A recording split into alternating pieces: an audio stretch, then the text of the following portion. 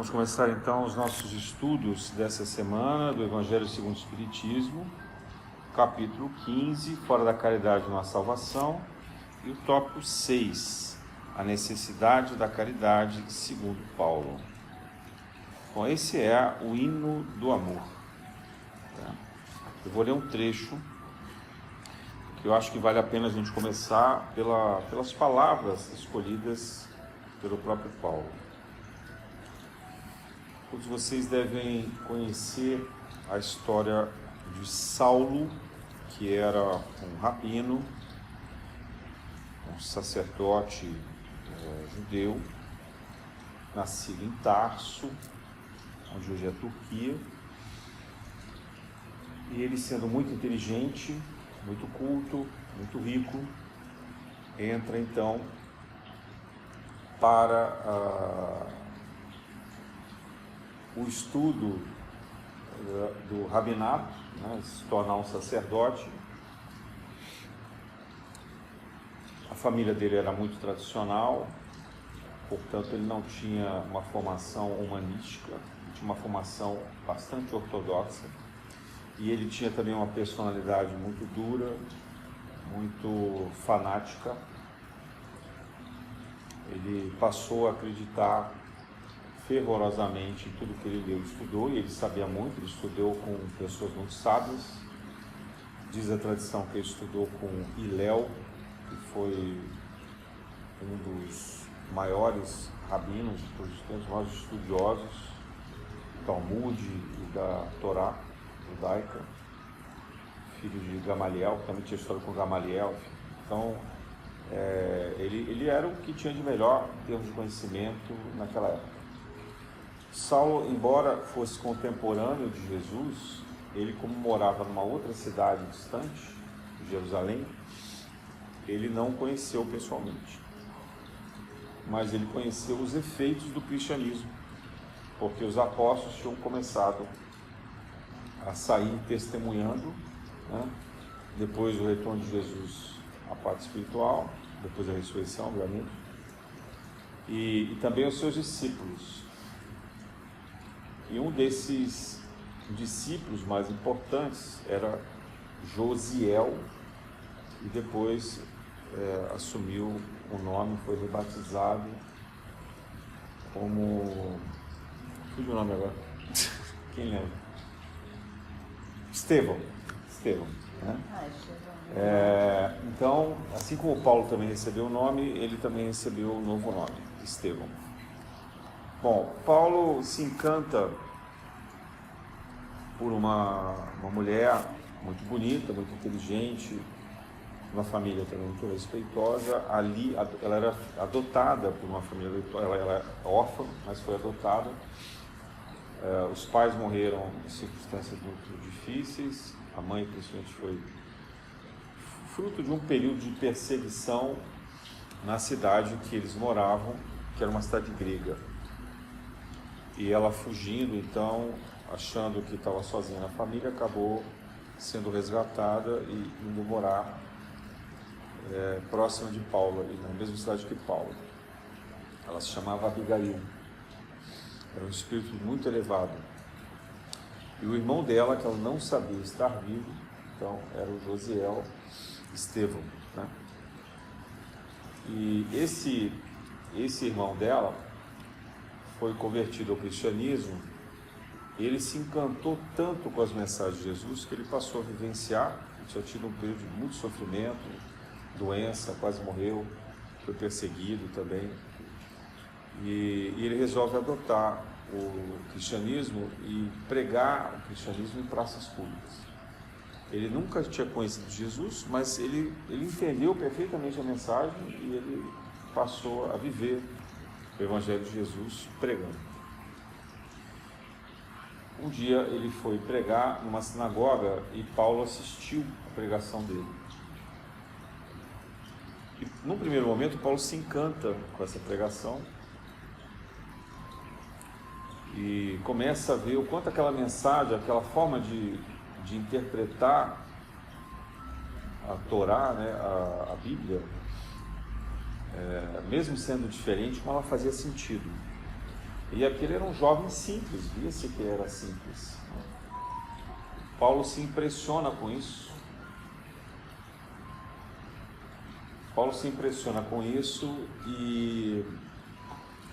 Mas ele era muito orgulhoso e aí não cede à compreensão de que deveria estar aberto a rever os ensinamentos.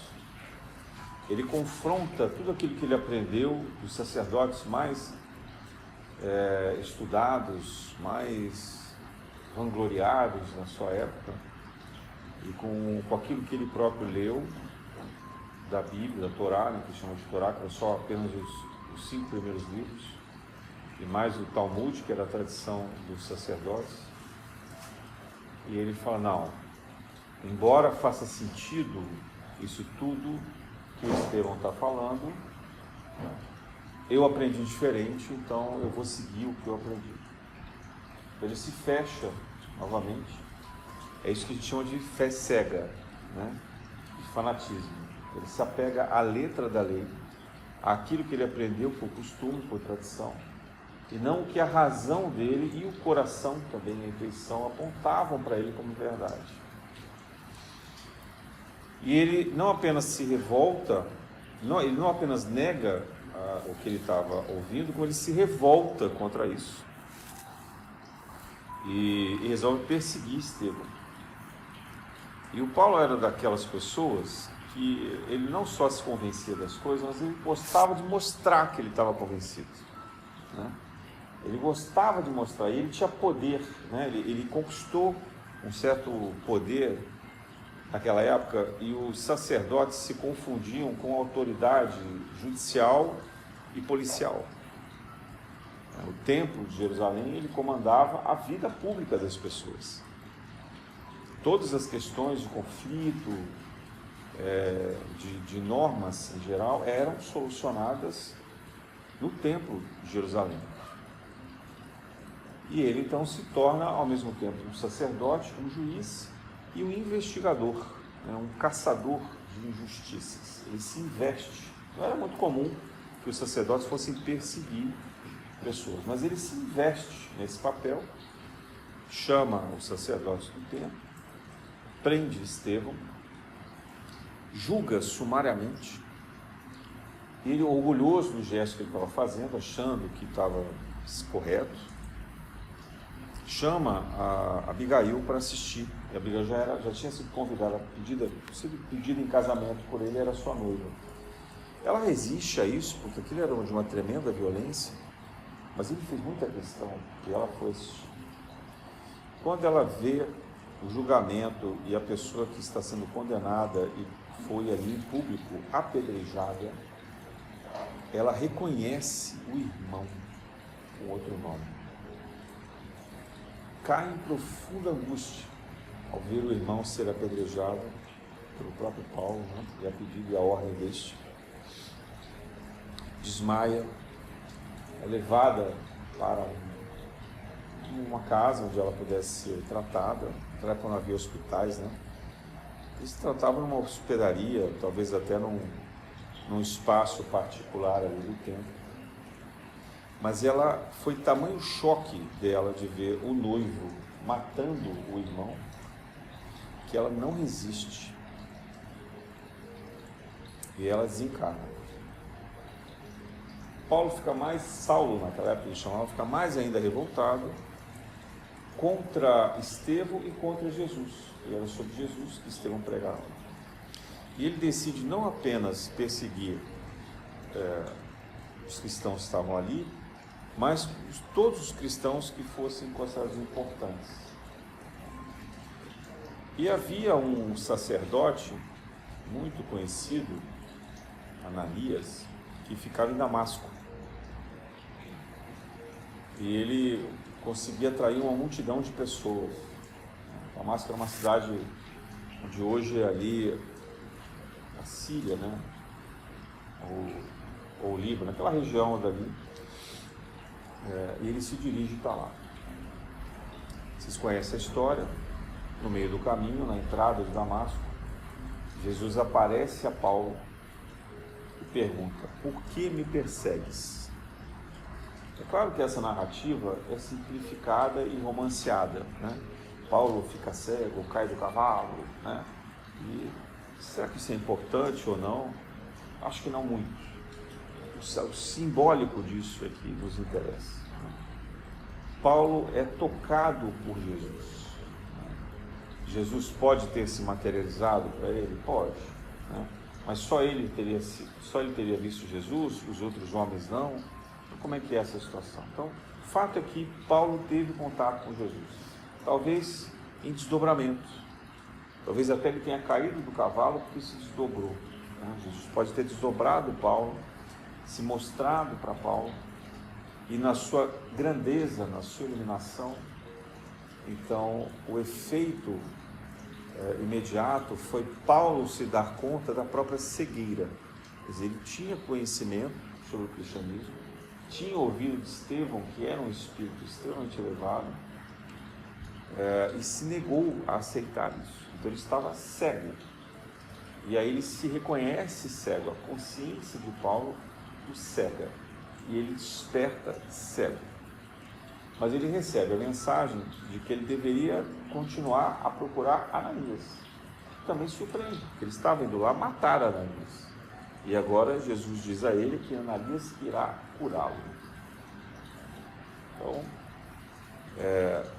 ele segue com a sua comitiva, encontra Ananias. Ananias, provavelmente em desespero, que veio a comitiva de Paulo, sabendo que ele era um sanguinário, um perseguidor de cristãos.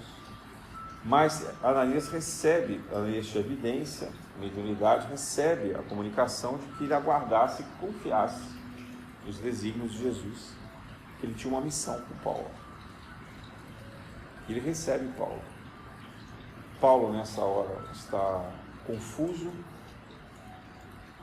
sem compreender muito bem, mas aceita o reconhecimento de que ele está errado em relação a Jesus. Provavelmente ainda duvidando um pouco no seu coração, e por isso que Jesus usa do fenômeno da cura, para que aquilo pudesse tocar mais ainda Paulo. Ele fica ali alguns dias e depois Ananias impõe as mãos sobre ele, faz as preces, e então Paulo é curado. E dali ele deixa de ser Saulo e passa a ser chamado como Paulo, né? Saulo, eu acho que, se não me falha a memória, significa o grande, e Paulo é o pequeno, né? Vejam que é simbólica também essa mudança de nome, mas tem um significado na questão do orgulho e da vaidade dele. Ele era extremamente orgulhoso e vaidoso, e aí então ele é colocado numa condição de se diminuir, né, perante o mundo. Bom, eu não vou falar toda a história dele, vocês conhecem. Ele passou um tempo em jejum, no deserto, onde mais algumas vezes ele conseguiu falar com Jesus, mas a partir de então, quem começa a falar com ele é o Estevão. Estevão se torna o mentor espiritual de Paulo. Ele é o médium de Jesus. Então, a partir daquele momento, Jesus fala por Estevão. Estevão aparece a Paulo, diversas vezes conversa com ele. E algumas vezes Paulo também recebe a visita de Abigail. Poucas vezes. Abigail imediatamente subiu para as esferas mais elevadas e permanecia à distância, acompanhando e auxiliando, amparando. Em um momento específico de dor, de muita dor e desespero, Paulo era o pregador que mais atraía perseguições. Nada é por acaso, né? Ele perseguiu tanto, ele acabou atraindo perseguições. Então, tem até uma piada no meu espírito que fala assim: estavam ali os discípulos reunidos e o pessoal estava lá, Paulo e Lucas. Um fala assim: bom, eu vou aqui na direção de Damasco. Então todo mundo fala assim: não, então eu vou com Lucas. E sabia que aonde o Paulo fosse, eles iam ser aprisionados e apedrejados. E com o restante não acontecia quase nada. Eles conseguiram ir lá pregar, falavam e tudo, e não tinha muita perseguição. A grande perseguição depois foi em Roma. Mas com Paulo não. Qualquer lugar que o Paulo fosse, pode ler lá em Atos dos Apóstolos, ou em Paulo Estevão, qualquer lugar que o Paulo fosse, ele era perseguido, né? Lei de causa e efeito. Ele precisava disso. Ele precisava passar por isso. A consciência dele não perdoava. Ele não aceitava o fato de ele ter matado e perseguido vários cristãos. Ele não ter aceitado Jesus. Então ele procurava, ele acabava atraindo isso. Quando já Paulo está mais velho, preso em Roma, ele não podia mais viajar para visitar as igrejas que ele fundou, as comunidades que ele fundou muitas. Se vocês olharem no mapa, saindo de Jerusalém em direção ao mar Mediterrâneo, ele percorreu todo o entorno do mar Mediterrâneo, que são algumas centenas de quilômetros ali, indo até a Europa, até Roma. E ele fez isso indo e voltando várias vezes, e fazia isso a pé. Naquela época você não andava a pé, ou quem tinha dinheiro andava a cavalo. Ele não tinha mais dinheiro, então ele tinha que andar a pé. E às vezes, para encurtar o caminho, pegava um barco ali onde é a Fenícia, né? Seria a Síria hoje, parte ali do faixa de Gaza, Egito e tal. Podia pegar um barco ali em Alexandria e ir para Roma, por exemplo, né? Ou para a Grécia. Mas era muito raro. O normal era ele fazer tudo a pé. Ele já estava mais velho. Ele não chegou a ficar muito idoso, mas muito desgastado, né? Ele sofreu muito, passou muita fome, foi aprisionado, passou frio, foi largado diversas vezes na prisão, né? Muito apedrejamento, assim por diante. Podia ter várias marcas no corpo, várias cicatrizes, várias coisas. E ele está em Roma, então os principais discípulos deles sugerem que ele comece a escrever cartas para as igrejas, já que ele não podia. Paulo era muito sábio, escrevia muito bem, falava muito bem. Então ele começa a escrever várias epístolas, ficaram muito famosas essas cartas. Algumas dessas epístolas, Paulo já não conseguia mais escrever no final. Ele pede a alguns dos seus discípulos. E os exegetas dizem que algumas foram alteradas ou adulteradas, porque foram talvez ditadas por eles e complementadas pelos discípulos. Mas de um modo geral, as cartas de Paulo são muito bonitas, muito conhecidas, muito famosas. E Paulo sempre muito severo. Ele trocou o judaísmo pelo cristianismo, mas ele continuou severo. Então as cartas de Paulo às vezes falam mal das mulheres, né? Ele tem um questionamento às vezes muito duro em relação aos costumes, mas ao mesmo tempo talvez ele tenha sido o apóstolo que em público mais viveu o amor e a caridade. E isso o tornou capaz de falar sobre a caridade com muita propriedade. Ele não estava falando da boca para fora, né? Ele falava pelo exemplo.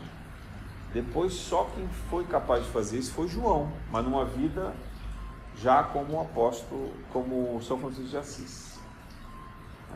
Então daquele grupo, embora os apóstolos todos tenham dado seu testemunho, tenham vivenciado o Evangelho, Pedro e Tiago cuidando na casa do caminho, principalmente dos doentes, dos famintos, dos transeuntes, né, dos mais pobres. Era uma caridade também assistencial, mas muito bonita. Mas a caridade de Paulo, ela não é assistencial. Paulo não se apegou a fazer a caridade de dar dinheiro ou de cuidar no sentido material. A caridade de Paulo era essencialmente espiritual. Era o acolhimento fraterno, era o esclarecimento, porque ele tinha tanta culpa por não ter compreendido a mensagem de Jesus, que ele sentia a necessidade de esclarecer os outros.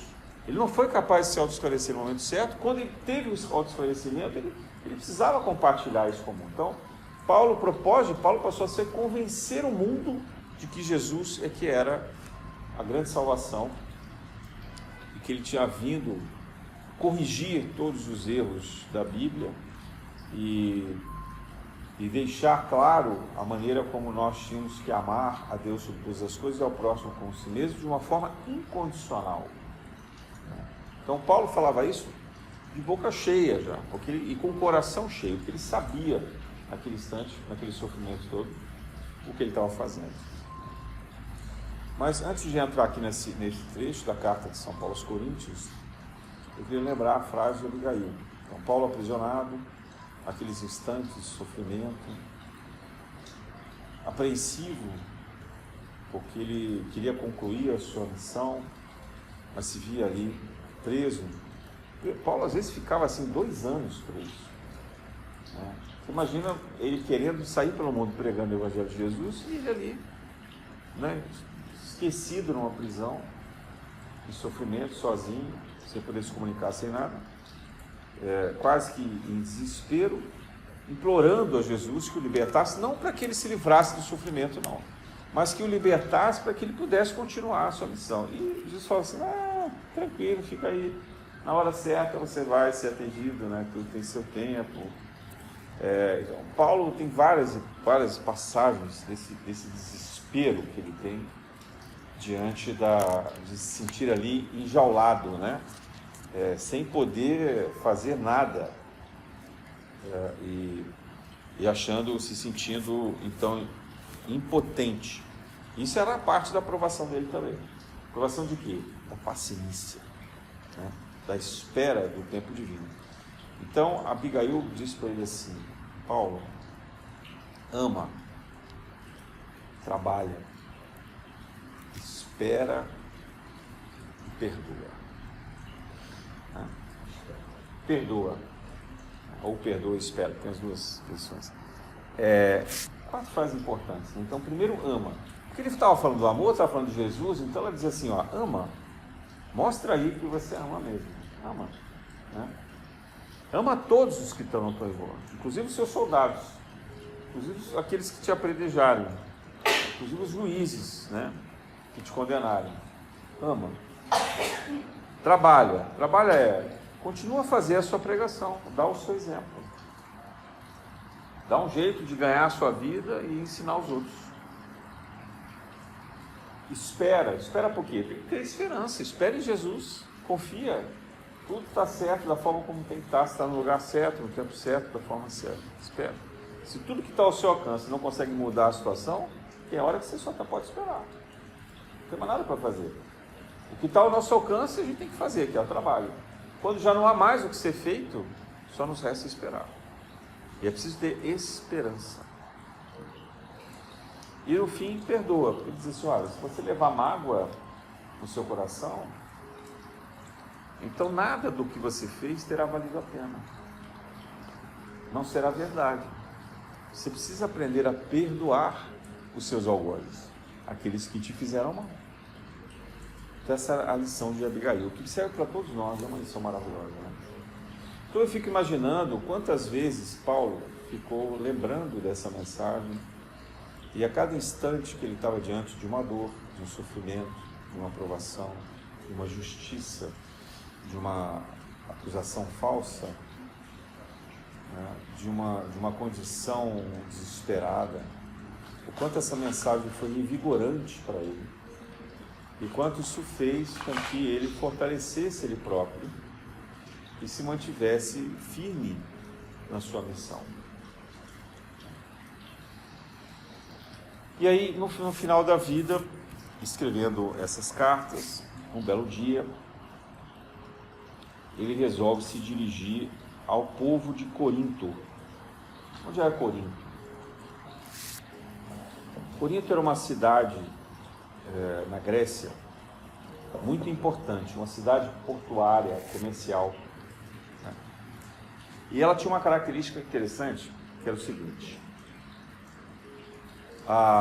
Corinto, se vocês já viram o mapa ali da Grécia, Corinto fica exatamente no meio do Mediterrâneo. E a Grécia, ela tem um conjunto de ilhas, onde quem vem da Europa, se quiser ir para a Ásia, tem que contornar todas essas ilhas. E isso forma um caminho bem longo, né, para poder chegar até a Ásia. Então, qual foi a grande estratégia de Corinto? Corinto era uma cidade, fazia como se fosse uma ponte entre um lado do Mediterrâneo, que era virado para a Europa, e aí por terra, do outro lado, atravessando por terra, ela era virada para a Ásia. e ela estava na parte de cima da Grécia, que encurtava o caminho. Então, o que eles fizeram? Portos. Eles fizeram um porto virado para, seria a Itália, para Roma, né? Virado ali para a Europa, e aí um outro porto virado para o Mediterrâneo, virado para a Ásia. Então, os navios que vinham da Europa, ao invés de contornar toda a Grécia, sujeitos, né, aos riscos de calamidades, ventos, desastres, etc., eles faziam uma viagem mais curta. Eles saíam da Europa, paravam no porto de Corinto, e aí por terra havia um percurso que as pessoas faziam, tiravam as coisas dos navios e levavam por terra para o outro lado de Corinto, onde tinha o porto para a Ásia. Eram 2 portos. E as pessoas, os navios que vinham da Ásia, queriam chegar para a Europa, também a mesma coisa. Paravam em Corinto, desembarcavam ali do lado asiático, o transporte seguia por terra, né, na direção. Então, os navios, eles procuravam fazer, tanto na Ásia quanto da Europa, essa passagem, essa parada por Corinto, trazendo as mercadorias, né, que era a interligação entre a Ásia e a Europa. Lembrando que Roma era a capital do mundo, mas tinham várias cidades na Ásia muito ricas. E dali para frente, principalmente depois da Turquia, onde estava Constantinopla, né, depois chamada Constantinopla, a região de Antioquia, Éfeso, que eram portos grandes, se continuava na direção do que seria a China, os grandes reinos orientais também. Então, era uma extensão de muita riqueza. Bom, resumo da ópera: Corinto era uma cidade riquíssima por causa disso. Riquíssima, riquíssima. Porque eles cobravam o pedágio. Todos os navios que aportavam ali, eles prestavam esse serviço de transporte. Né? E também os marinheiros paravam na cidade para descansar. E, enquanto isso, eles gastavam o seu salário, o seu pagamento, ali em Corinto. Adivinha o que mais tinha em Corinto para se fazer? Pense nisso. Os navios chegam ali, repletos de mercadorias, os marinheiros, os comerciantes todos, descem dos navios e vão na cidade fazer o quê? Imagina.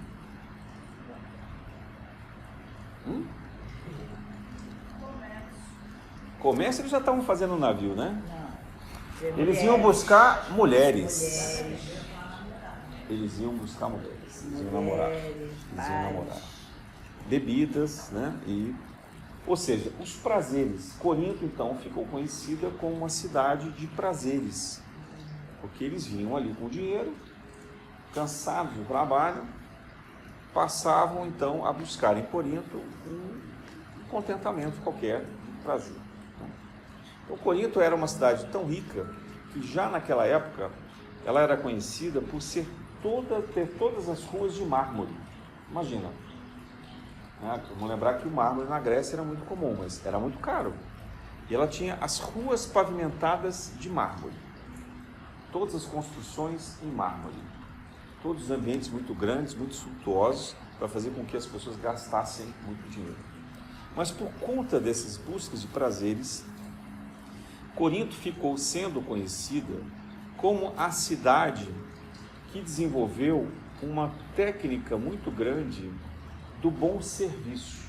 Então, os moradores de Corinto, eles eram muito hábeis no amor comercial, digamos assim. Eles sabiam muito bem agradar as pessoas. Eles eram muito gentis. Eles eram pessoas que valorizavam muito a conversa, né?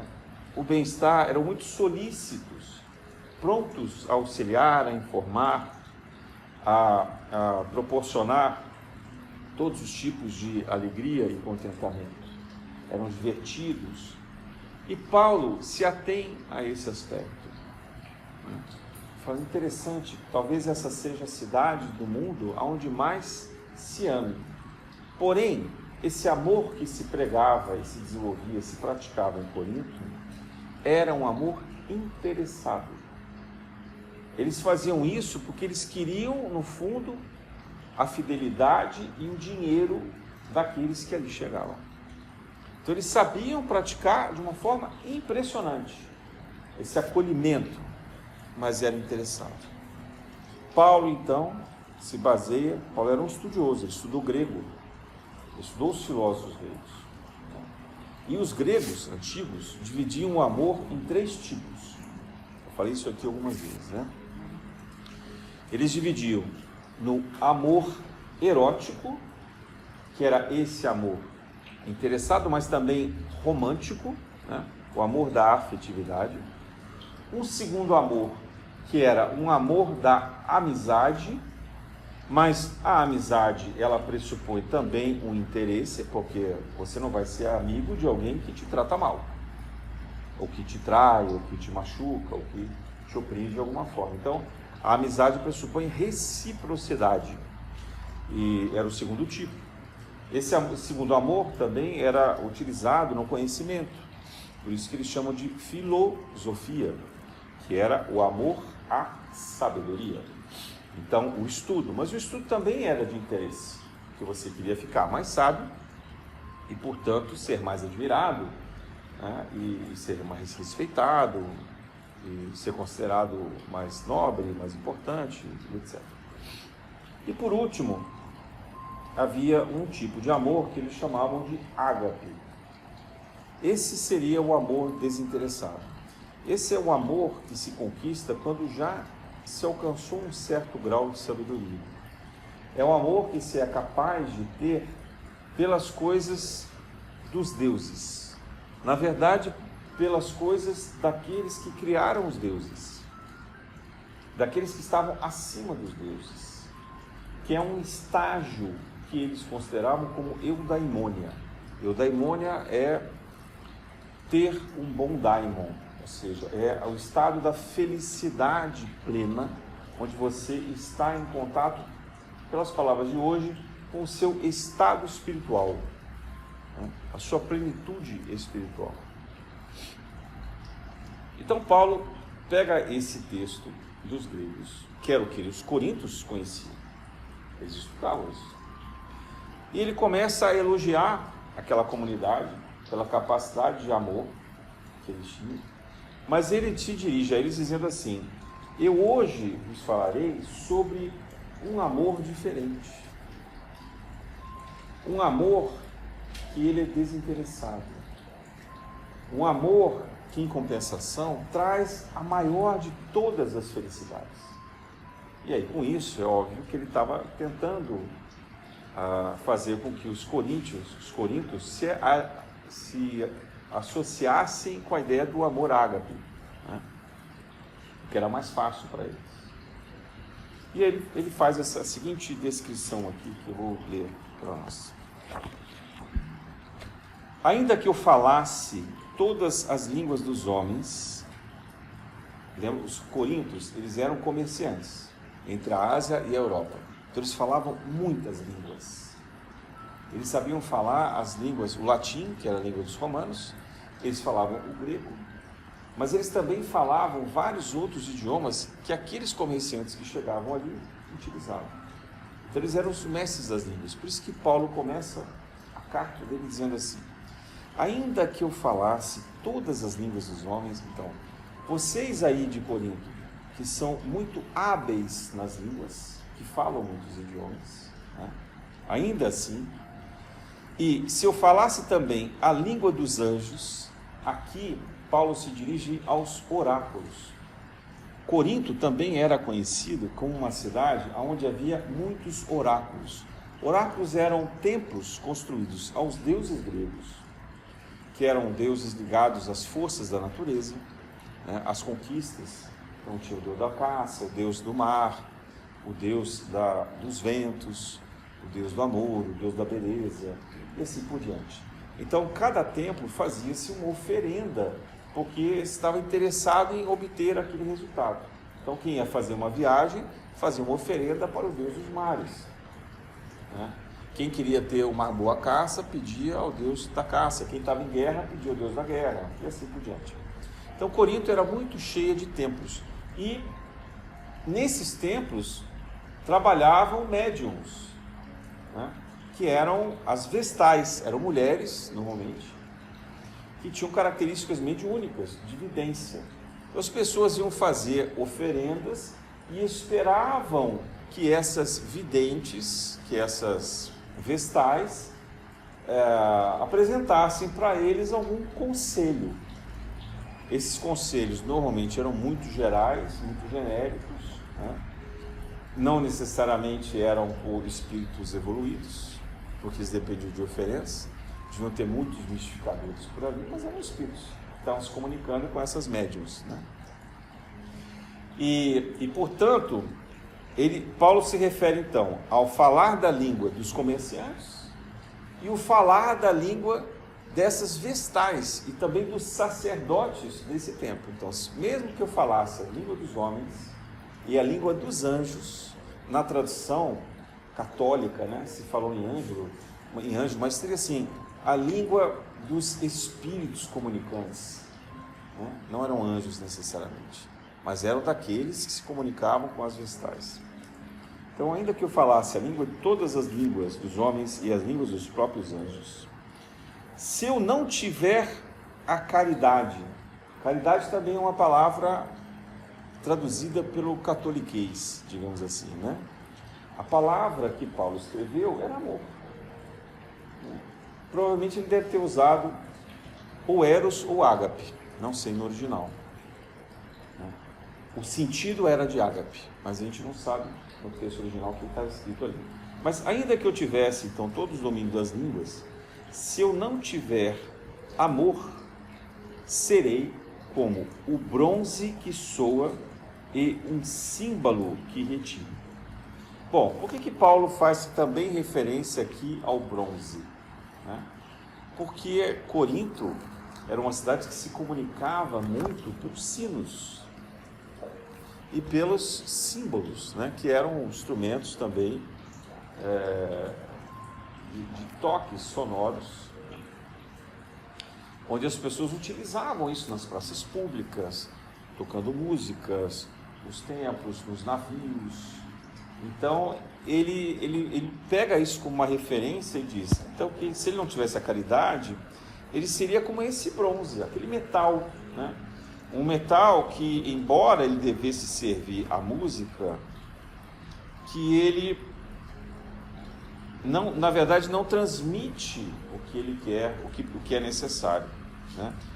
Então, ele seria como o bronze que soa e um símbolo que retine.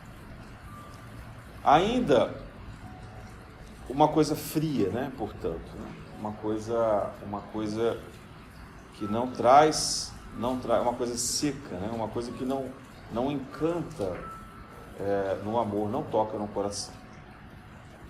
Então, ainda que eu falasse todas as línguas dos homens e as dos anjos, se eu não tiver a caridade, serei como um bronze que soa e um símbolo que retine.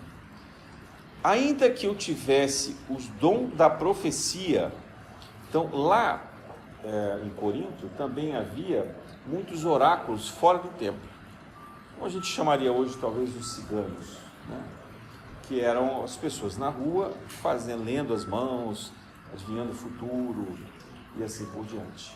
É uma tradição muito antiga, muito comum ali na Ásia Central e naquela parte da Europa, né? Então, mesmo que, portanto, eu tivesse o dom da profecia, da adivinhação, né, que penetrasse todos os mistérios e tivesse perfeita ciência aqui é conhecimento, né, de todas as coisas, aí aqui ele está se dirigindo aos filósofos. Então ele vai pegando as classes sociais, sabe? Ele pega os comerciantes, ele pega as vestais, os sacerdotes, aí ele pega aqueles adivinhos das ruas, ele pega os filósofos, né, que seriam os professores, os cientistas daquela época. E aí ele diz, né, ainda quando tivesse toda a fé possível, até o ponto de transportar montanhas, e aqui provavelmente ele fazia referência a alguns médiuns capazes de materializar coisas, né? como a gente vê, por exemplo, aqueles faquires hindus, né? Ou como a gente viu depois o Sai Baba. Na Índia se desenvolvia muito essas técnicas, e a Grécia ela também trouxe isso, tanto da Índia quanto do Egito, nos seus rituais de Orfeu. Ela tinha muito dessas, Órficos, ela tinha muito do uso da magia. Então é como se Paulo tivesse assim: ainda que eu dominasse toda a magia, né, e que eu tivesse a fé para fazer isso, se eu não tiver a caridade, nada sou. Se eu não tiver o amor, eu nada sou. Então Paulo estava dizendo assim: olha, vocês aí que são os melhores de Corinto, que se acham os melhores, e que talvez até sejam os melhores, né, que dominam tantas técnicas e que atraem pessoas do mundo inteiro, se vocês não tiverem o amor no coração de vocês nada seriam. Mas ele não fala assim, vocês nada seriam. Ele já era humilde nessa época. Então ele diz assim: olha, se eu tivesse no lugar de vocês eu não sei, mas se eu tivesse no lugar de vocês e eu tivesse tudo isso que vocês têm, sem amor, eu nada seria. Ele não está acusando ninguém. Olha como ele é sutil, né? Então, sou eu se não tivesse nada, vocês talvez tenham, mas eu, se tivesse isso tudo, sem o amor, eu nada seria. E quando houvesse distribuído os meus bens para alimentar os pobres, e houvesse entregado o meu corpo para ser queimado, se não te queima, porque era assim que os corpos eram enterrados, né? Os mortos eram enterrados, enterrados não, eles eram queimados, né? Eles eram feita a cremação deles, né? Então, mesmo que eu tivesse sido uma pessoa nobre, admirada em toda a comunidade, capaz de dar todos os meus bens, auxiliar todas as pessoas, e depois de morto tivesse providenciado o meu funeral conforme mandam os deuses, né? Endereçado o meu corpo em sacrifício para os deuses, feito, portanto, a cremação pública, né? Se eu não tivesse a caridade, se eu não tivesse a caridade, tudo isso de nada me serviria. Eu acho que ele conseguiu ir chamando a atenção daqueles coríntios. Eles foram se identificando com esses personagens que ele vai narrando, né? Depois ele diz assim: então, todos os dons que estão disponíveis em Corinto, todas as habilidades, todos os méritos, né? Se eu, Paulo, tivesse alguma coisa dessas, ou se eu tivesse todas essas, mas sem o amor, eu nada seria. Então ele vai explicar que amor é esse, que caridade é essa que ele está falando. O amor, essa caridade, é paciente. Será que os coríntios eram pacientes? Eles eram. Porque para eles serem admirados, queridos, procurados, né, serem bons vendedores, bons prestadores de serviço, eles tinham que ser pacientes, muito pacientes com os clientes deles. Vocês já imaginaram os pedidos mais esdrúxulos que essas pessoas deviam fazer? Né? As exigências, cada um com uma coisa específica. E o tempo de ida e volta dos barcos. Então alguém chegava assim e falava assim: olha, estou indo lá para a Éfeso, retorno daqui a 3 meses, encomende para mim óleos, mirra, né, azeites, perfumes. Aí 3 meses depois, 6 meses depois, 2 anos depois, o cara voltava. Então, se o Corinto não tivesse paciência, ele não saberia negociar. Então Paulo não está falando de algo que eles não conheçam. Paulo está falando de algo que eles conhecem muito bem, praticam muito bem, mas praticam por interesse. Então ele fala: a caridade, o amor é paciente. E aí os coríntios pensam assim: eu sou paciente, eu sei esperar pelos meus fregueses, eu sei agradar os meus fregueses, eu sei tolerar todas essas coisas esquisitíssimas que eles pedem para mim. Eu sou paciente. A caridade, o amor, é calma e benfazeja. Os coríntios dizem, mas eu sou calmo. Na frente deles eu sou uma beleza. Né? Não procuro nenhuma briga. Eu não quero nem que eles briguem, porque se eles brigarem, eles não voltam. Eu não quero que eles morram, que eles lutem, que eles entrem em guerra. Eu quero que eles fiquem em paz, porque eles vão gastar dinheiro. Então eu sei ser calmo, eu sei ser benfazejo. Os coríntios estavam se identificando com isso. Eram características dos coríntios. Paulo não estava falando, como nós lemos hoje, assim, algo distante. Ai, caramba, eu tenho que ser paciente, não aguento mais, isso aí, minha vida é um inferno. Tudo é estressante, tudo demora para acontecer, eu não tenho paciência nenhuma. Computador abre, o celular abre, eu tenho uma mensagem aqui, 2 segundos, não entrou, não está funcionando, eu já desligo. Né? Esse é o nosso mundo de hoje. Então, naquela época, eles eram pacientes. Não era uma coisa fora do comum que Paulo estava se referindo ali. Então, o amor, ele é paciente, é calmo e benfazejo. Esse amor, que é caridade, ele não é triste. E os coríntios dizem, mas nós somos muito alegres, nós sorrimos o tempo inteiro, temos um ótimo humor, alegramos todas as pessoas.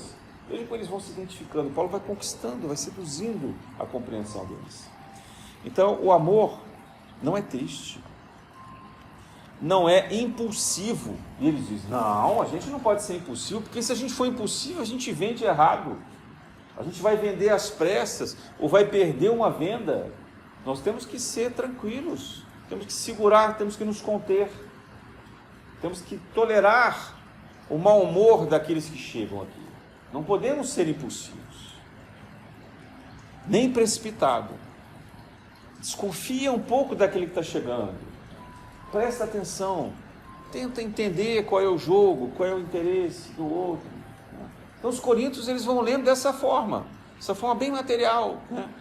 Então, esse amor não pode ser precipitado. Esse amor não se enche de orgulho. Aqui deve ter abalado um pouquinho já os coríntios. Porque eles devem ter pensado assim, mas como assim eu não posso ter orgulho? E a minha honra? Eu me orgulho do meu trabalho, das minhas conquistas. Eu me orgulho. Eu tenho orgulho de mim mesmo, da minha família.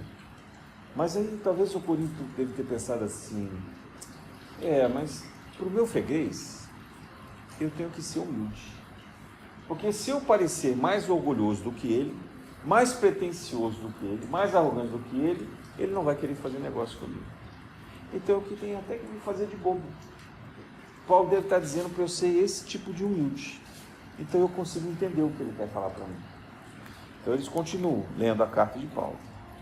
O amor não é indiferente. Bom, indiferente já dá, isso aí está tranquilo. Porque eu presto atenção em todo mundo. Não sou indiferente a ninguém. Todos me interessam porque todos são potenciais clientes. São fregueses. Então eu não sou indiferente a ninguém. Aqui para mim não tem cor, não tem sexo, não tem origem, etnia. Eu sou aberto a todo mundo, mas por interesse. O amor não cuida dos seus interesses. Pronto, aqui eles tropeçaram. O amor não cuida dos seus interesses? O que Paulo quis dizer com isso? Mas é o interesse que move Corinto. Paulo está dizendo que o amor não cuida dos seus interesses. E aí eles começaram a pensar que talvez seja melhor não demonstrar tanto interesse, não ser tão afoito assim nos interesses. Porque uma compra que satisfaça o cliente, que seja talvez em prejuízo do vendedor num primeiro momento, pode representar uma compra muito lucrativa no futuro.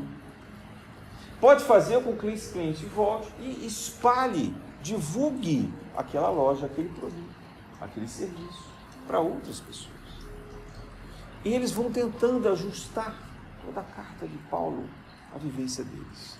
Mas já ficaram preocupados Porque Paulo falou muito forte sobre o orgulho e agora Paulo falou sobre os interesses. Então eles estão na dúvida sobre esse amor que Paulo fala. Mas eles continuam insistindo. Eles continuam, porque eles gostavam muito de Paulo. Aí Paulo diz assim: esse amor não se irrita. E eles pensam, um gênio forte que eles tinham, que eles sabem conter a raiva deles. Eles brigam entre eles. Eles brigam provavelmente em casa, escondidos. Mas eles aprenderam a conter a raiva deles, a irritabilidade diante dos negócios. E Paulo continua: o amor não se azeda com coisa alguma. Essa palavra azedar, para nós, ela perdeu um pouquinho de sentido, né? A gente quase não usa mais. Você está azedo. Quando era criança, alguém falava assim: você está azedo hoje, hein? Hoje quase ninguém fala isso, né? Mas o azedo aqui tem a ver com o amargo, né? O mau humor. Hoje você fala: você está mal-humorado, né? Engoliu uma gilete de manhã, o que aconteceu, né? Você está mal-humorado. Então, mas é nesse sentido. Mas a palavra azedo para eles era importante. Por quê? Porque eles tinham muitos mantimentos que eles transportavam nos portos. E o alimento estragado, ele ficava mofo e azedo. Então, chamar alguém de azedo era comparar com aquele produto estragado. Então, diz assim, vê se você não estraga seu humor, não, seu coração. Paulo está dando essa cutucada assim, né? O amor, olha, o amor não sabe conviver com quem está azedo. Esse amor não se azeda, não. Esse amor, ele tem que estar bem, tem que estar inteiro, íntegro. É aquele produto que você compra e fala: esse aqui está muito bom, está no ponto, né? Não está nem verde, nem maduro, não está nem muito novo, nem muito velho. Está bem conservado, bem embalado. Então, falar de azedura para o Corinto era falar do produto dele, das condições de embalagem, de como eles conservavam as coisas. Esse amor não suspeita mal. O que é isso? Uma tradução talvez também difícil, né? O amor, ele é algo que todo mundo tem certeza de que aquilo é bom, que aquilo é o bem. Os gregos valorizavam sempre o bem maior, o bem supremo, a coisa que é o bem, que é a virtude. Então esse amor ninguém tem dúvida, porque algumas virtudes a gente tem dúvidas se elas levam ou não ao bem. Por exemplo, a esperteza. A esperteza é uma coisa boa ou má? Ela pode ser boa ou má. Ela pode ser duplamente boa ou má, né? Ela pode ter as duas características. O amor não. O amor é só o bem. Então aqui, da lista das virtudes conhecidas pelos gregos, o amor é insuspeito. Seria essa a melhor da tradução. O amor é insuspeito. O amor não gera dúvidas. O amor, você sabe que esse amor é para o bem. Esse amor vai te fazer bem. Esse amor, você vai querer bem. Né? E continua. Esse amor não se alegra com injustiça. Opa! Justiça? Onde é que nasceu o direito? Na Grécia primeiro, depois foi levado pelos romanos, né? Então falar em justiça, né? Os gregos tinham dois tipos de justiça: a justiça humana e a justiça divina. Falar que algo era injusto era algo ter rompido completamente as leis deles, as leis dos homens, né, que eram nomos, aquilo que eles faziam combinado, era o que era o ético, o acertado por contrato entre eles, que deveria ser assim. Era o fio do bigode, como se diz, né? Era a palavra que estava dada, era a honra, né? Era a fé, por exemplo, na moeda, né? Que eles aceitavam moedas no mundo inteiro. Então, aquela moeda cravada em metal, ela tinha um valor indiscutível. Era preciso saber lidar com isso. Então, ser injusto era quebrar essa norma. E era também quebrar as normas divinas, que são as normas da natureza. Então, quando diz, esse amor não se alegra com injustiça, aí foi de frente com o coração deles. É isso mesmo. Para nós, a coisa mais importante que existe é a lei. Então, se esse amor é de acordo com a lei e ele não compactua com a injustiça, então a gente está muito interessado nesse amor aí. Porque o amor que a gente conhece aqui, ele é meio sorrateiro. As mulheres que eu amo, os homens que eu amo, me traem. Os meus amigos também, tenho que desconfiar deles, né? Os deuses também eu tenho que desconfiar, porque de vez em quando os deuses aprontam contra os homens, e tem muitas histórias de tragédia que os deuses aprontam contra os homens. Então, se você está dizendo que tem um amor que é contra a injustiça, esse amor é maior até que os deuses, ele é maior que as leis. Veja a mensagem de Paulo. E aí ele chama a atenção daqueles gregos de Corinto. Ele não se alegra com a injustiça, mas ele se alegra com a verdade. Verdade era a coisa mais sagrada que os gregos tinham. O grego, ele adorava a ideia da verdade. A verdade para o grego era o conhecimento. Não é a pessoa dizer a verdade ou mentir. É claro que isso também era importante, porque tocava a questão da honra para eles e das próprias leis, as leis humanas. Mas a verdade que Paulo fala aqui é a verdade divina, a verdade absoluta, o absoluto. Os gregos olhavam a verdade e pensavam no absoluto, né? Não é uma verdade relativa, que a gente diz hoje, né? Então a ciência hoje ela vem e ela afirma alguma coisa categoricamente, né? Como veio Newton e disse as leis da física. Mas aí depois vem outros cientistas e dizem, não, existe uma relatividade nisso. Conta Einstein. Depois vem lá a mecânica quântica e diz, olha, no microcosmo, nada dessas leis funciona. E aí todo mundo falou assim, mas a lei de Newton não era uma verdade? Então os gregos conheciam isso como ninguém. Eles tinham estudado isso. Então eles não contavam com as verdades humanas, eles contavam com as verdades do absoluto, que eram maiores até do que os deuses. Só que essa verdade é inalcançável, inatingível. Por isso que se estudava a filosofia, tentando alcançar essas verdades. E aí quando ele diz, esse amor se alegra com a verdade, ele fala, opa, então é um amor que é maior do que ágape. Ele está além mesmo dos nossos interesses, ele está maior do que os nossos orgulhos. Paulo tem razão, esse amor deve ser algo fenomenal, algo incrível que nós nunca percebemos, nós nunca soubemos. Paulo está falando de alguma coisa inédita, de alguma coisa que é realmente surpreendente, e sendo amor, sendo para o bem, só pode ser bom para mim, só pode me ajudar. Lembro que eles eram muito interessados, eles não tinham conseguido perder isso, mas eles começam a se dirigir pelo interesse. Mas aí é um interesse já espiritual. É um interesse que já vai se sublimando, ele vai deixando de estar aprisionado à terra. É um interesse que vai sendo tocado, né, pela característica do bem maior. E além da verdade, esse amor, olha como esse amor é incrível. Aqueles gregos adoravam os heróis. Aquiles, Paris, né, na guerra de Troia, Heitor, Odisseu, todos os grandes heróis, todas as histórias incríveis, Hércules nos seus trabalhos, né, todos aqueles mitos que a gente via, os semideuses que vinham, Teseu matando o Minotauro, Perseu matando a Medusa. Então, os que os gregos mais gostavam eram os heróis. E aí Paulo arremata com essa ideia e diz assim, o amor, esse amor que eu estou falando, esse amor que é caridade, tudo suporta. Vejam como isso tocava o coração daqueles gregos. Porque um amor que tudo suporta é um amor de um herói.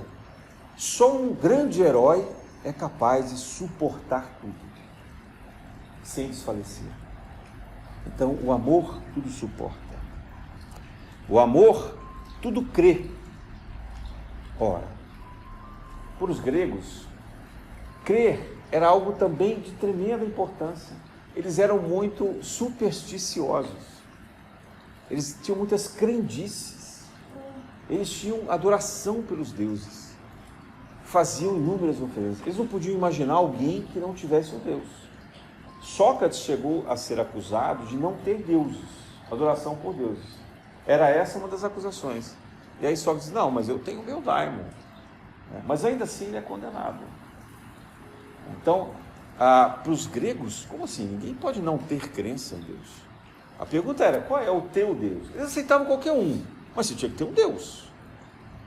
Então, quando ele diz, o amor tudo suporta e tudo crê, ou seja, acredita no extremo, no limite, acredita naquilo que precisa de fato ter fé, e esse herói também tem uma fé, aquele herói que está perdendo a batalha. Eles, não, vamos continuar lutando, nós vamos vencer.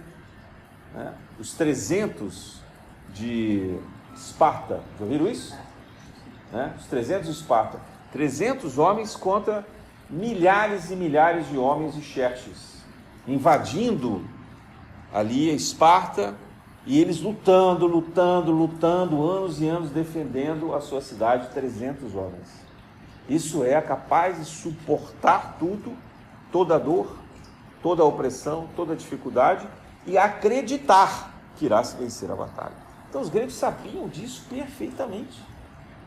Paulo estava falando aquilo que era a linguagem corrente deles, era o dia a dia. Tudo espera. Opa! Quem que mandou Paulo esperar? Beatriz não, desculpa. Não, Abigail. Tudo espera. Paulo já tinha falado da paciência. Mas uma coisa é a paciência de algo que passa rápido. A outra coisa aqui é a espera no sentido da esperança. De novo, uma questão de tradução, né? Então, tudo suporta, tudo tem fé, tem esperança, tudo espera. Porque é preciso ter essa esperança que os gregos tinham nas suas tragédias. Era preciso ter. Antígona enfrenta uma multidão e o rei para dizer, eu quero enterrar o meu irmão. Mas ele é um traidor, ele não merece os funerais, mas ele é antes de tudo o meu irmão. E ele deve ter um ritual sagrado para que ele não se perca na eternidade. Essa é a mulher, quando fala de feminismo hoje, eu queria lá ver qualquer um de nós aqui com a coragem de Antígona, né? De enfrentar o rei e mudar, convencer o rei de que ele estava errado. Então os gregos sabiam o que Paulo estava falando. Era sobre essa fé, sobre essa coragem, sobre essa capacidade de suportar tudo e de ter a esperança de que vai modificar o destino que está programado. Vejam que amor é esse. E no fim, esse amor tudo suporta no sofrimento. Paulo aqui termina com tudo sofre.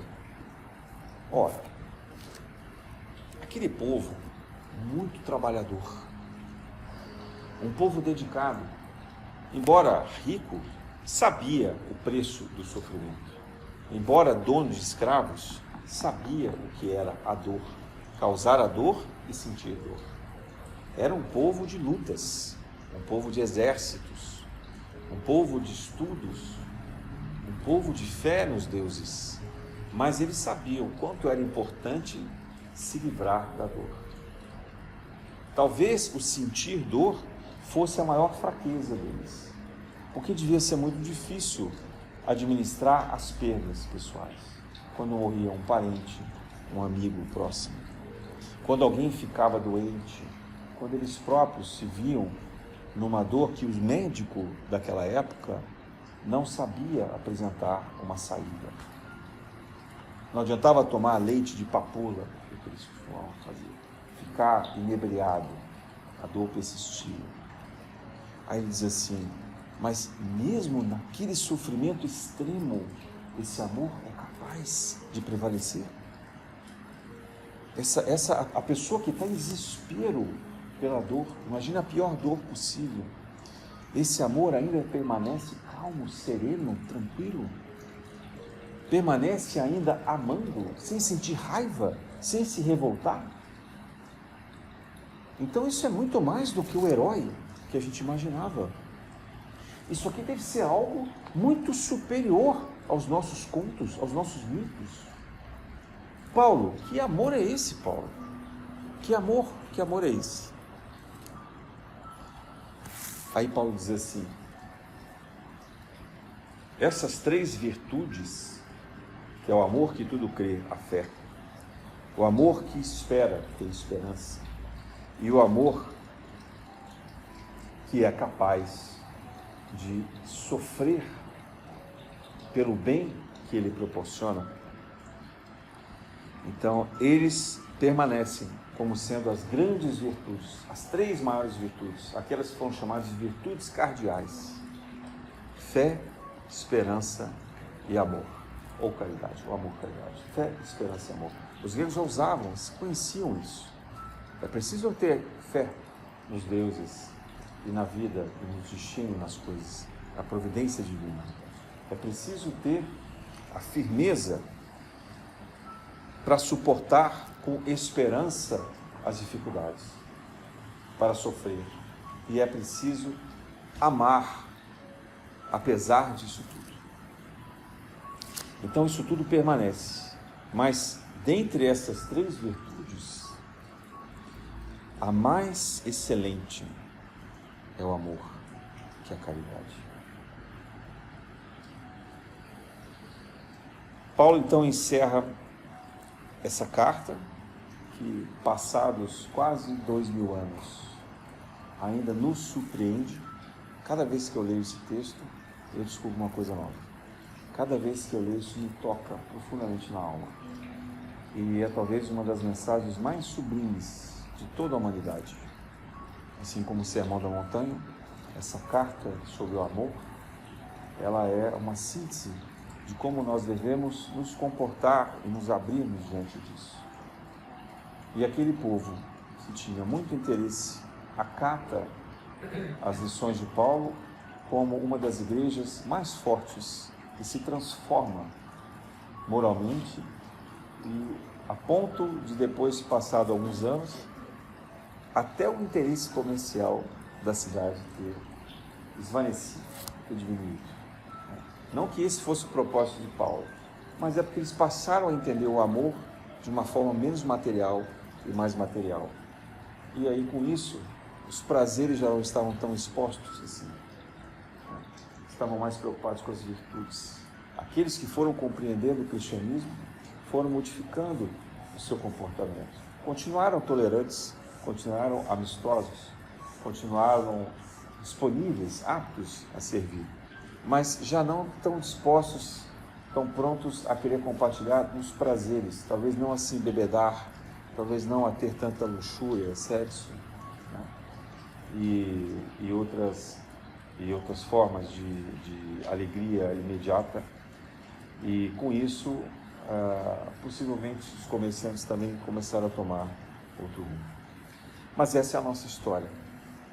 O amor, ele provoca em nós um certo desprendimento com as coisas terrenas da vida. A gente começa a deixar de lado aquilo que para os outros é muito importante, aquilo que é quase sagrado, né? Um prazer de um churrasco ou de uma festa coletiva como o carnaval, um show que todo mundo espera para comprar o ingresso, um jogo de futebol e assim por diante. Hoje o Brasil joga contra a Argentina. O estádio deve estar lotado, as pessoas em casa também assistindo. E nós estamos aqui. Isso não nos torna melhor do que ninguém que está lá fora. Mas é um sinal de que algo em nós é mais nobre. Há um interesse espiritual que se sobrepõe ao interesse material. E que isso que nós levamos, de fato, é esse amor que ensinava Paulo, que é capaz de nos modificar e de nos aproximar um pouco mais desse Pai Criador. A graça de Deus.